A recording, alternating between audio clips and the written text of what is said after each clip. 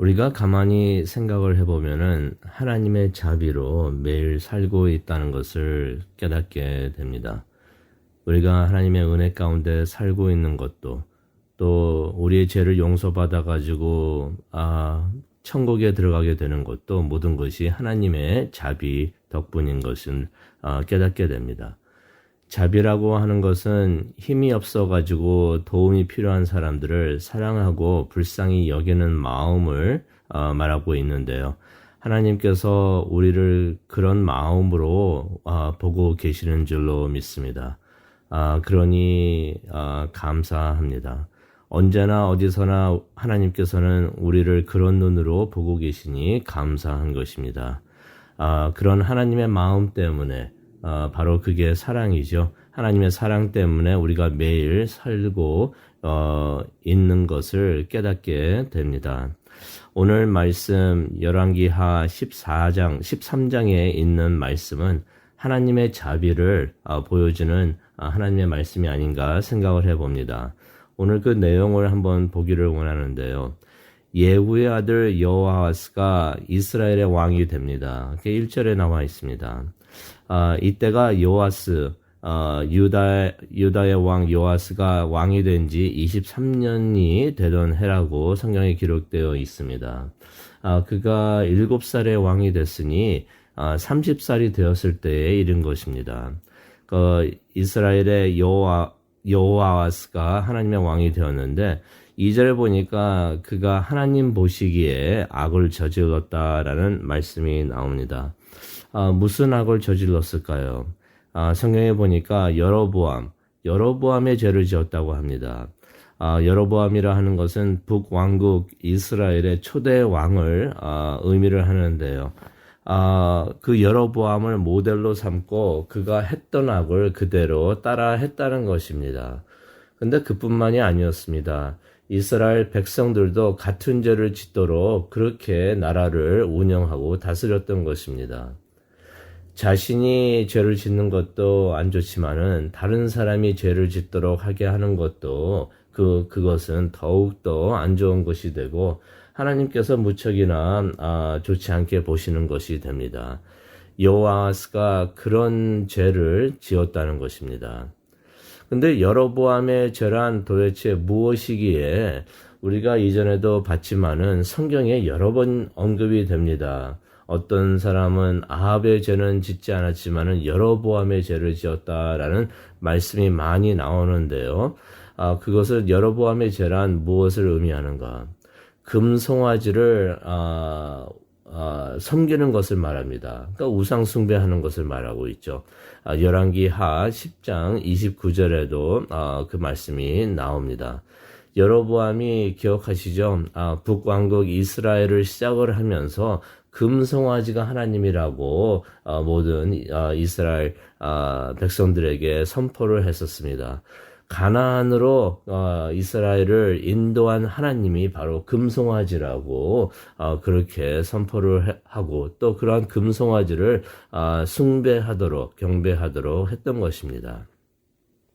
이 여호아스가 아합을 따라서 바알을 섬기지는 않았지만은 여로보암을 따라 가지고 다른 우상 금송아지를 섬기게 했던 것입니다.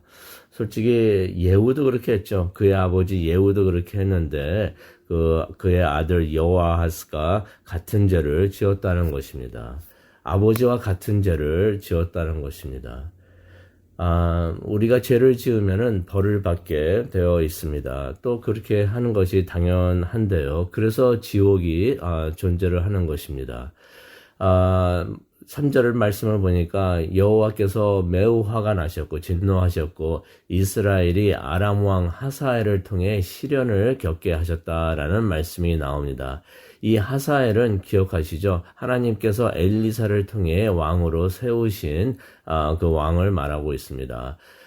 그리고 하나님께서 그렇게 엘리사를 통해서 세우셔가지고 그를 이렇게 사용하시는 것을 우리가 보게 되는데 4절을 보니까 그가 이스라엘을 학대했다고 합니다. 혹독하게 억누르고 힘들게 했다는 것을 우리가 보게 됩니다. 이게 모든 것이 이스라엘이 하나님을 버리고 우상을 섬기고 금송아지를 하나님이라고 여기면서 그렇게 섬겼기 때문에 그런 시련을 겪게 되었던 것입니다. 근데 이때 성경을 보니까 그렇게 금송아지를 숭배하던 여호아스가 하나님께 기도를 합니다.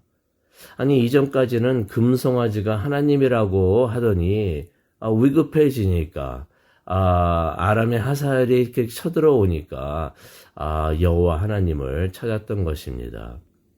그 기도를 하나님께서 들어주셨을까요? 아니 뭐가 예쁘다고 여호아스가 한 일이 잘한 것이 뭐 있다고 그렇게 하나님께서 그의 기도를 들어주실까요? 바로 자비 때문입니다. 하나님께서 그의 기도를 들어주셨다라는 말씀이 성경에 나오는데 왜 그러셨을까? 하나님께서 그를 자비로 보고 계셨던 것입니다. 그와 이스라엘이 학대받는 것을 하나님께서 보셨고 하나님께서 그들을 불쌍히 여기셨던 것입니다. 하나님께서 아버지의 눈으로 그들을 보시고 불쌍히 여기셨던 것입니다. 결국 하나님께서는 그들을 사랑하셔서 그들의 기도를 여호와스의 기도를 하나님께서 들어주셨다라는 말씀이 나오는데 이것이 바로 하나님의 자비가 아닌가 생각을 해봅니다. 솔직히 누가 자신의 공으로 자신의 메릿으로 하나님의 도움을 받을 수가 있을까요? 누가 하나님께 기도하면서 내가 의로우니 나를 도우소서라고서 누가 그렇게 하나님께 기도를 할 수가 있을까요? 아무도 없을 것입니다. 아무도 여호와스에게 손가락질하면서 너는 죄가 많으니 벌을 받아야 한다라고 말을 할 수는 없을 것입니다. 왜냐하면은 우리도 지은 죄가 많기 때문입니다.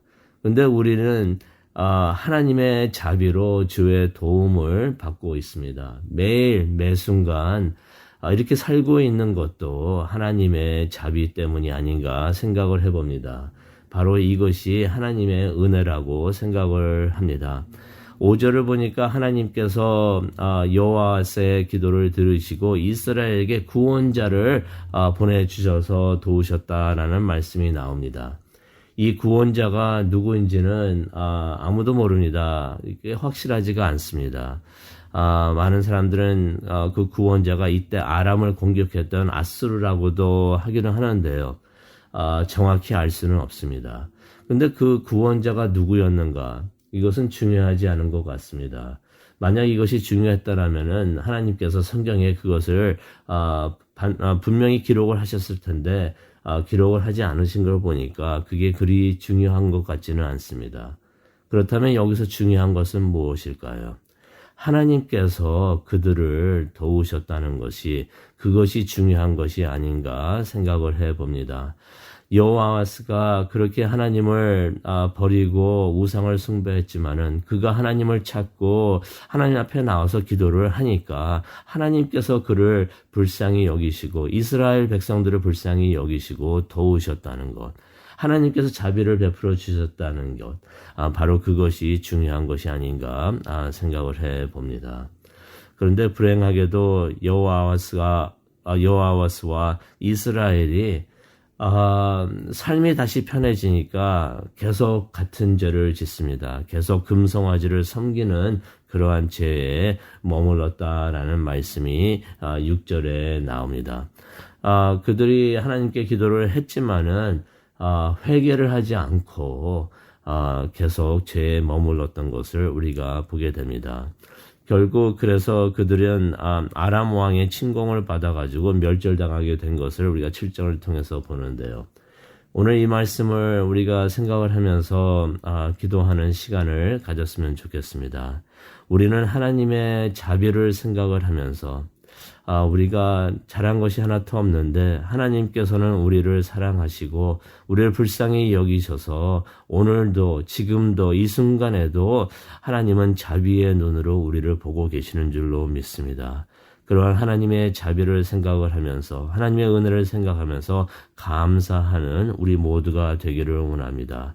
우리가 진정으로 하나님께 감사하고 하나님의 자비에 감사를 한다면은 하나님을 진심으로 섬기고 예배하게 되는 줄로 믿습니다.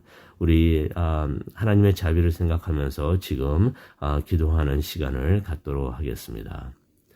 사랑과 은혜가 충만하신 하나님 아버지 감사합니다. 하나님의 말씀을 통하여 하나님께서 그렇게 악하게 행동을 했던 여호와스의 기도를 들으시고 자비를 베풀어 주신 것을 다시 한번 기억하게 해주시니 정말로 감사합니다.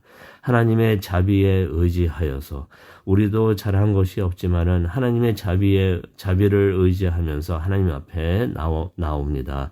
하나님, 우리의 기도를 들어 응답하여 주시옵소서. 우리가 도움이 필요할 때 하나님을 바라봅니다. 하나님, 그럴 때 우리를 도와 주시옵소서. 하나님께 외치는 모든 기도가 하나님 땅에 떨어지지 않고 하나님께 올라갈 줄로 믿습니다.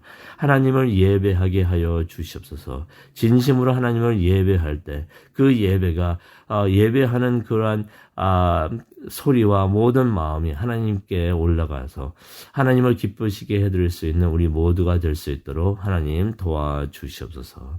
감사합니다. 예수님의 이름으로 기도합니다. 아멘.